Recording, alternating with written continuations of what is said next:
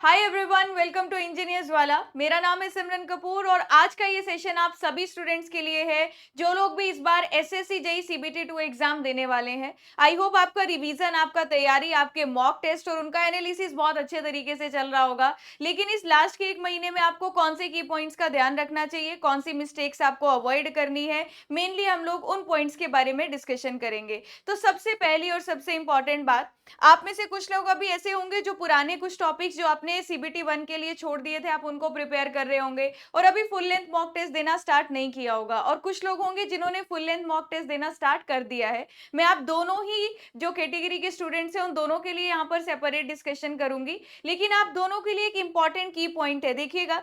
SSC JE 2023 में जो आपका प्री का एग्जाम हुआ था और मेंस का एग्जाम हुआ था, उन दोनों एग्जाम्स के क्वेश्चन एक बार जरूर देख लेना, प्री के हर एक शिफ्ट के और मेंस के जितने भी क्वेश्चन आए हैं। अब मेंस के अगर आप क्वेश्चन देखोगे ना, तो आपको अगर कोई भी टॉपिक ऐसा लगता है कि ये टॉपिक मैंने अच्छे से प्रिपेयर नहीं किया था या फिर मुझे उतना अच्छे से तरीके से नहीं आता है, इन टॉपिक को पढ़ लो।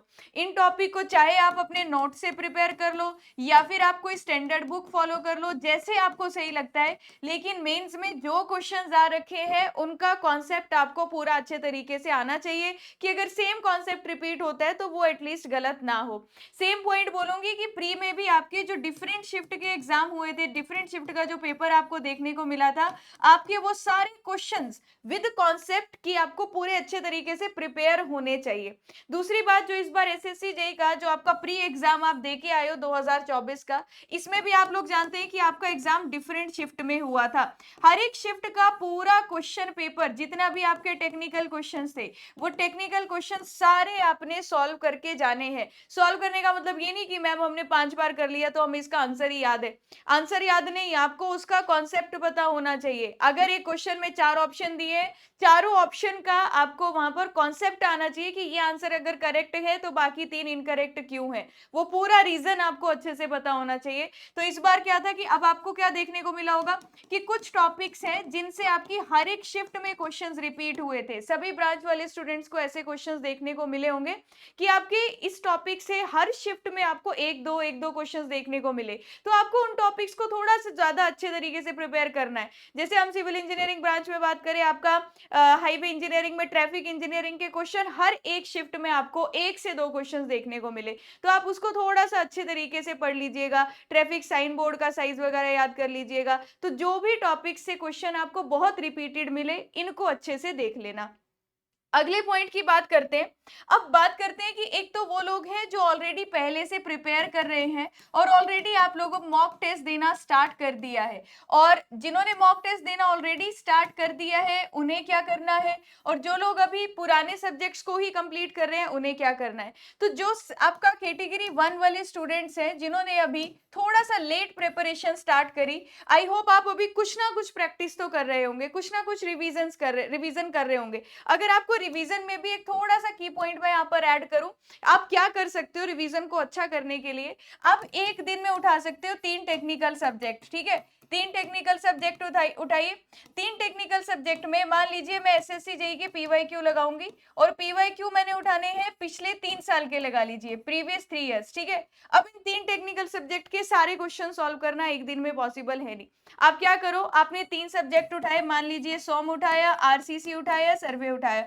इन सब्जेक्ट्स के आपने 3 चैप्टर, इसके 3 चैप्टर, इसके 3 चैप्टर, इनके आप 3 साल के क्वेश्चंस लगा लीजिए। अब मैं ऐसा करने के लिए क्यों कह रही हूं, क्योंकि इससे क्या होगा, एक दिन में आप 3 सब्जेक्ट्स रिवाइज कर रहे हो, 3 सब्जेक्ट्स के कॉन्सेप्ट्स अलग होंगे, एक दूसरे में किसी एक सब्जेक्ट का कॉन्सेप्ट यूज हो सकता है, तो आप लोगों को एक ही दिन में अलग अलग कॉन्सेप्ट से डील करना आ रहा है। और पेपर में तो आपको पता है कि सारे कॉन्सेप्ट एक साथ अप्लाई करने के लिए दिमाग चलना भी चाहिए, कॉन्सेप्ट याद भी आना चाहिए, एक सब्जेक्ट के क्वेश्चन के बाद अगला देखने को मिलेगा। तो अगर आप ऐसे रिवाइज करते हो तो आपके मल्टीपल सब्जेक्ट्स, मल्टीपल कॉन्सेप्ट्स एक दिन में रिवाइज हो रहे होंगे। ये आपका यहाँ पर आपको बेस्ट चीज देखने देखने को मिलेगी। प्लस इसके साथ साथ अब देखिएगा जो लास्ट के 30 डेज है, मैं लास्ट के 30 दिन में आपके लिए लास्ट के 5 डेज होंगे ना, जो वो आपको अपने शॉर्ट नोट्स जहां आपने गलतियां की है या प्रैक्टिस या रिवीजन करने के लिए छोड़ दिए, हम यहाँ पर काउंट करेंगे 25 डेज। ये जो 25 दिन है, इन 25 दिन में आपको क्या करना है, जिन लोगों ने अभी लेट तैयारी शुरू की है उनको अगर रिवीजन करने का सही तरीका नहीं आपको लग रहा है कि कैसे रिवाइज करें,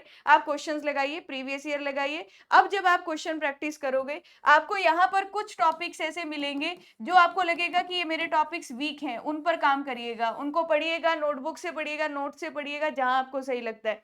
अब यहाँ से आपके जो टॉपिक्स वीक है आपको वो मिल गए, आपको ये रिवाइज करने हैं इन 25 दिन में, इस फर्स्ट कैटेगरी वाले स्टूडेंट को। इसके अलावा आप लोगों को क्या करना है, जब आप क्वेश्चन प्रैक्टिस करोगे, आपको कोई ट्रिक्स यहाँ पर समझ में आती है कि ये ट्रिक अप्लाई करता हूं तो मेरा क्वेश्चन जल्दी सॉल्व हो जाता है, आपको वो ट्रिक्स अलग से कागज में लिख लेनी है। अलग से एक छोटी नोटबुक लगाइएगा जिसमें आप सारे की पॉइंट्स लिखते जाएंगे। आपको कुछ ऐसे कॉन्सेप्ट मिलेंगे जिनकी आपको बार बार रिवीजन की जरूरत है, आप बार बार भूल जाते हो, तो जो कॉन्सेप्ट है या कोई थ्योरी है या कोई वैल्यू है या कोई आईएएस कोड की वैल्यू है, तो आप वो सारी एक छोटी सी नोटबुक लगाइएगा, उसमें लिखते जाइएगा। जो लास्ट के 5 दिन हमने छोड़े हैं, आप इस टाइम पर जब पूछते हैं कि अब क्या रिवाइज करें, उस टाइम पर ये सारी चीजें आपकी रिवीजन में हेल्प करेंगी। अब ये 25 दिन में ना आपको कम से कम 10 फुल लेंथ मॉक टेस्ट देने हैं। 10 फुल लेंथ मॉक टेस्ट, यानी कि 25 दिन को आप बांट सकते हो 15 + 10, दो उसमें। तो देखिएगा 15 डेज में आप ये चीज रिवाइज करो प्रीवियस ईयर क्वेश्चन के साथ, 3-3 सब्जेक्ट्स, 3-3 सब्जेक्ट या 4-4 उनके चैप्टर्स लगा लीजिएगा।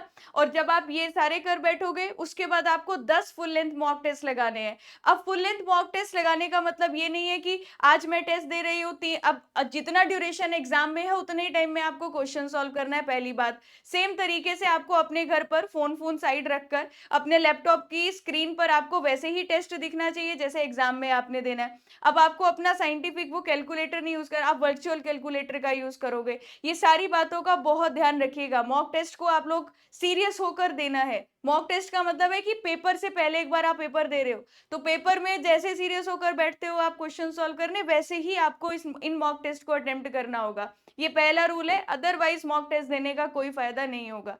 अब मॉक टेस्ट पर आते हैं। कुछ लोग ऑलरेडी मॉक टेस्ट दे रहे हैं और कुछ लोगों ने अभी मॉक टेस्ट देना है। तो मैंने आपको इंपॉर्टेंट चीज क्या बता दी भाई, मॉक टेस्ट जब भी दो तो आपका सेम एनवायरनमेंट होना चाहिए जैसा आपका एग्जामिनेशन हॉल में होगा। आपको सेम टाइम ड्यूरेशन में उन क्वेश्चन को सॉल्व करना है। अब जब आप मॉक टेस्ट दे रहे होंगे, आपको ये सीखना है कौन से क्वेश्चन टाइम टेकिंग है, किन क्वेश्चन को स्किप करना है। क्यों? क्योंकि आप लोग जानते हैं एक क्वेश्चन यहाँ पर 3 नंबर कैरी कर रहा है, गलत किया तो -1 हो जाएगा, और -1 एक 3 नंबर जो उसके ऑलरेडी आपको नहीं मिले तो 4 नंबर पीछे चले गए। नेगेटिव मार्किंग बहुत ही इंपॉर्टेंट रोल प्ले कर रही है आपके सीबीटी 2 में, आपका एग्जाम निकालने में कम से कम नेगेटिव मार्किंग होनी चाहिए। तो आपको पता होना चाहिए किस क्वेश्चन को स्किप करना है। वो कहां से सीखोगे? जब मॉक टेस्ट लगाओगे। जब मॉक टेस्ट लगाओगे, कुछ क्वेश्चंस होंगे जो आपको ऑलरेडी आपने पहले कभी सॉल्व किए हैं और आपको पता है कि यस ये मैं सॉल्व कर सकता हूं, लेकिन इसमें टाइम लगेगा, तब भी आपको उसको स्किप करके आगे बढ़ना होगा। नहीं तो ऐसा होगा कि इजी क्वेश्चन कोई छूट गया और इसमें आप लोगों ने 5 मिनट लगा दिए इसको सॉल्व करते टाइम।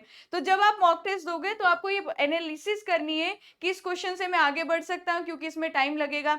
दूसरी बात, आप सभी को वर्चुअल कैलकुलेटर की एक अच्छी प्रैक्टिस करनी है इस लास्ट के टाइम में। 1 महीने में दूसरा कैलकुलेटर बिल्कुल यूज नहीं करना, वर्चुअल कैलकुलेटर यूज करिएगा। ज्यादा से ज्यादा एक ऐसी प्रैक्टिस डाल लीजिएगा। ऐसा नहीं है कि पिछली बार न्यूमेरिकल नहीं आया तो इस बार भी न्यूमेरिकल नहीं आएगा, आ सकता है। और अगर आ गया न्यूमेरिकल तो वर्चुअल कैलकुलेटर को यूज जो जल्दी कर रहा है उसका जल्दी क्वेश्चन सॉल्व हो जाएगा। तो थोड़ा इसका यूज जो है प्रॉपर करना है जब भी आप लोग मॉक टेस्ट दोगे। अब मॉक टेस्ट ये लोग भी दे रहे हैं जो पहले से प्रिपेयर कर रहे हैं, जिन्होंने सब कुछ रिवाइज कर लिया है।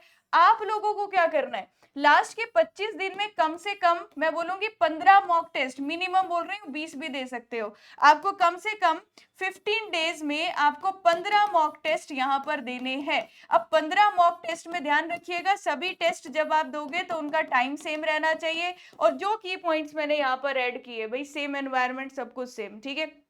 अब मैंने टेस्ट दे दिया, अब ये नहीं हमारा काम खत्म हो गया। टेस्ट देने के बाद क्या करना है, टेस्ट देने के बाद हम लोगों को करनी है एनालिसिस। एनालिसिस में मुझे ये देखना है कि मान लीजिए ये आया स्क्रीन पर क्वेश्चन नंबर 1, क्वेश्चन नंबर 1 को मैंने सॉल्व कर लिया। सॉल्व करने के लिए मैंने लगाया वहां पर, मान लीजिए 1 मिनट लगाया, ठीक है, 1 मिनट लगाया। सेकंड क्वेश्चन था, मेरे से नहीं बना, मैंने उसको स्किप कर दिया। तीसरा क्वेश्चन था, न्यूमेरिकल था, तो उसको सॉल्व करने में 5 मिनट लगे। अब आपने देखना है ये जो 1 मिनट लगा भाई, इससे 1 मिनट से और कम कैसे जा सकते हैं?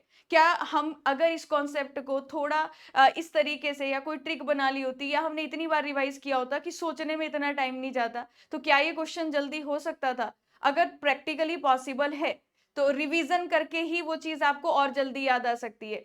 तो आपको बहुत ज्यादा रिवाइज करना होगा, नोट्स देखकर भी, और या फिर नोट्स को साइड रखा है आंखें बंद करके रिकॉल कर कर भी। तो आपको क्या करना है, ये एनालाइज करना है कि यार इसमें अगर 1 मिनट लग रहा है, आप मॉक टेस्ट दे रहे हो, बाकी लोग भी मॉक टेस्ट दे रहे हैं, आपको अपनी रैंक शो हो रही है, तो आपको पता चलेगा कि यार बाकी लोगों ने कितना टाइम लिया। अगर किसी ने 40 सेकंड लिए, किसी ने इसी क्वेश्चन को करने में 35 सेकंड्स लिए, यानी कि हो सकता है 35 सेकंड में क्वेश्चन सॉल्व।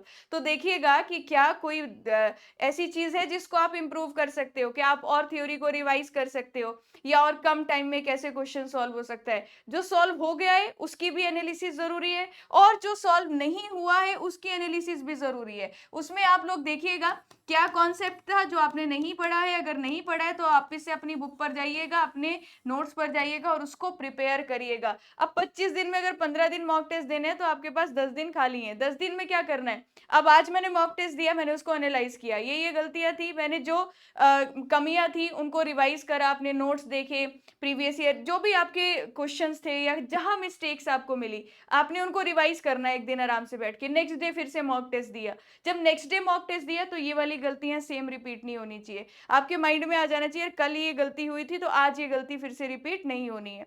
दूसरी बात, बहुत ही इंपॉर्टेंट, एक मैसेज बार बार आता है कि मैम मॉक टेस्ट में नंबर नहीं आ रहे, नंबर नहीं आ रहे। पहली बात, मॉक टेस्ट का जो स्कोर होगा वो आपकी रैंक डिसाइड नहीं कर रहा है। मॉक टेस्ट आपकी इंप्रूवमेंट के लिए है। आप जब नया क्वेश्चन एग्जाम में देखोगे तो उसके साथ कैसे डील करना है ये आपको सिखाते हैं, और जो आपकी मिस्टेक्स है वो आपको सामने बता देता है मॉक टेस्ट कि हाँ यहाँ गलतियां हैं, यहाँ कमियां हैं, इनको पूरा करके जाना है। मेन रोल मॉक टेस्ट का यही है। तो मॉक टेस्ट में रैंक 1 मतलब एसएससी जेईई में रैंक 1, ये मिथ है, ऐसा नहीं है, ठीक है। तो आप लोग ये मत सोचिएगा कि यार मेरे नंबर कम आते हैं, मेरा पेपर नहीं निकलेगा। तो पहले डिमोटिवेशन, भाई डिमोटिवेशन क्यों लानी है?